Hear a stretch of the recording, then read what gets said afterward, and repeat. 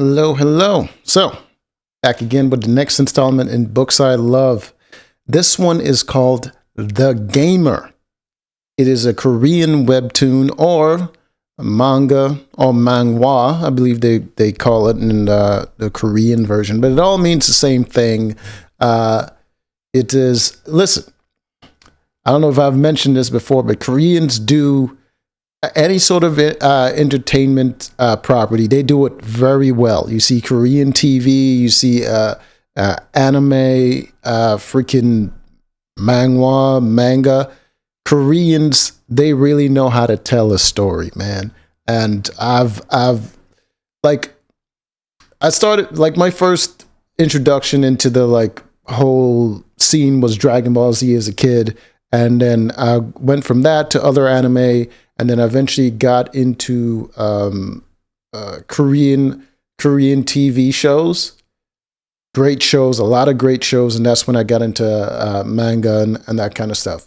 But Koreans, they really know how to do stuff well. I mean, they still have this similar problem that you have with Chinese sort of writing, where they throw a lot of plot points at you all at once. Very ADD in the way they write. They sort of just instead of letting stuff develop, they sort of just throw a bunch of stuff at you, and it's usually the same kind of things. You know, the tropey sort of stuff, the face slapping, which is just essentially like a character just kind of sets themselves up to be embarrassed. They're confident, super confident about a thing, and then the main character just embarrasses them. That's what pretty much what face slapping is. So they do a lot of those tropey sort of things. You know, the young master who's all arrogant and he set himself up to get face slapping. Then you some woman or whatever the hell shows interest in main character, and then some dude gets angry, and then you know it's very tropey. The Koreans doesn't do it to the degree that the Chinese do in their writing, but they do it a little bit. But they really do commit to their premises, and they have very interesting ideas, which I like. Even though they still suffer from that sort of tropey writing sort of thing, but. Let's get into The Gamer. What is it about? All right. So you got your main character, Han Ji-han. Still remember his name. There it is, Han Ji-han, main character. Sonil, I think that's his best friend. Seong, I think she's the love interest. I can't quite remember. I think this one is like a golem he created. So essentially, in The Gamer, in the world that he exists, South Korea, obviously, he's from South Korea. There's a lot of people that are sort of like superhuman. They develop natural superhuman abilities. Sonil, the main character's best friend, he has the superhuman ability, and his whole family sort of have those similar abilities. He was hiding it from his best friend because they sort of exist in a different sort of world that normal people can't really participate in. Even though they're friends from school, he goes home and he trains with his family to develop his abilities and stuff like that, and he kind of keeps that from his best friend. But when Jihan manifests his ability, his sort of developed as sort of like a game character. His ability turned him into a game character. You have right here the synopsis. Han Ji-han is the protagonist of The Gamer and a recently developed natural ability user. That's what they called. Possessing the ability called The Gamer, he experienced life like a game setting, which was derived from his gaming addiction. His best friend since childhood is Shin So-nil and his mother, Han Jung-soo. All right, so he's obsessed with video games, and then that's the kind of superpower he develops.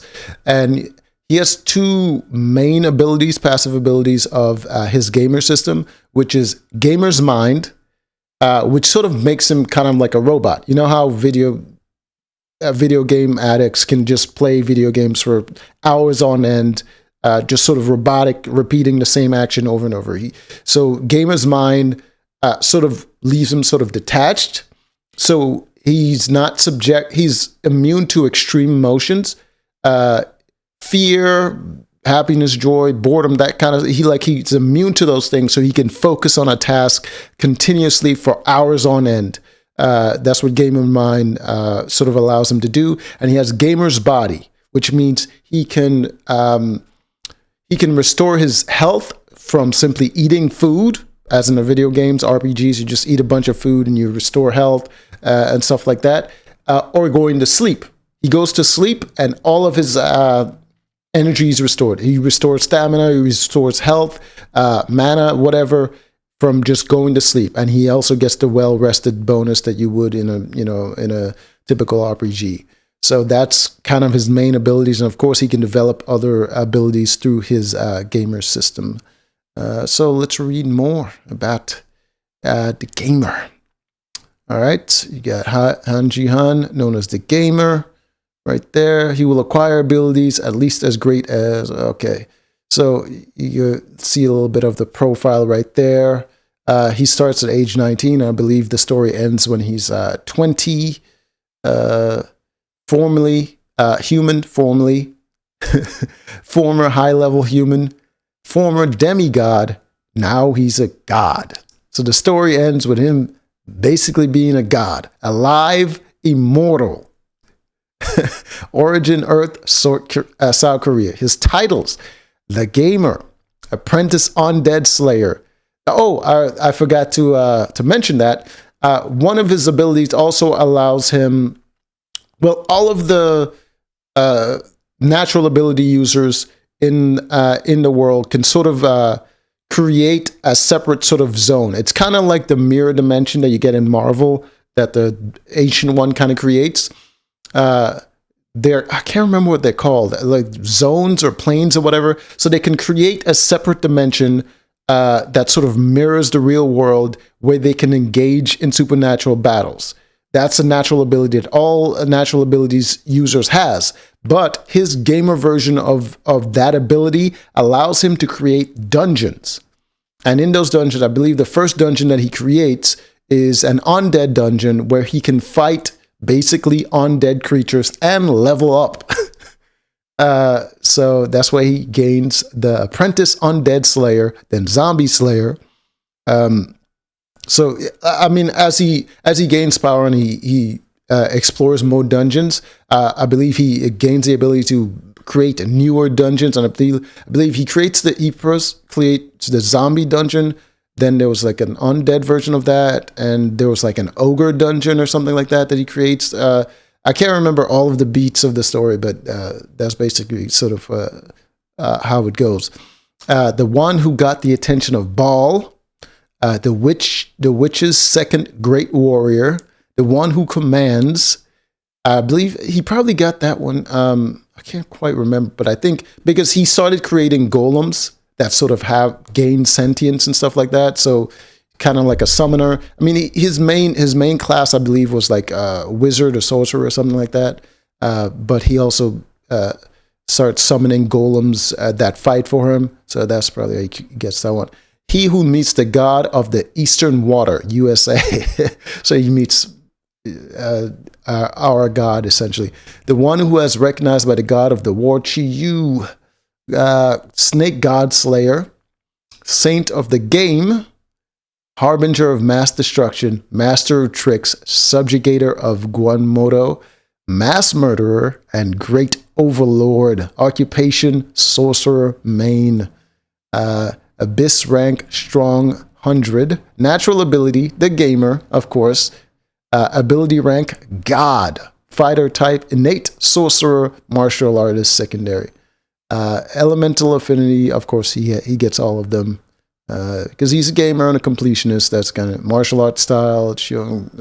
I think he gains those things from like books or something like that because he has the gamer ability. So you just kind of like read a book and then just gain a new skill. Level 417, HP 8,920. God damn, MP. Of course, MP is going to be the highest because he chose the sorcerer class. Strength is there. Strength is decent. Dexterity, a little bit lower. Vitality, a little bit higher than that. Intelligence, highest, of course. Wisdom, I don't know why he didn't invest in wisdom, but I guess he didn't really I think he had a bunch of passives that increases his regeneration, so he didn't really need wisdom that much. And then, of course, luck at the lowest. I think luck is kind of passive. You can't really raise it with skill points, with stat points. Social status, the players, Cheonbu Guild partnership. Cheonbu Guild, I believe that's what his best friend's like family is called or something like that. I can't remember. Job, student, manufacturer, minor, guild leader, relationships. His mother, of course, and his father, unnamed, of course. Protagonists never know their father. Fatherless behavior. So yeah, that's basically the story. It's a very interesting story. So if you're, you like video games and you haven't really got into manga and that kind of stuff, I would recommend A Gamer for your reading, viewing pleasure. So till next time.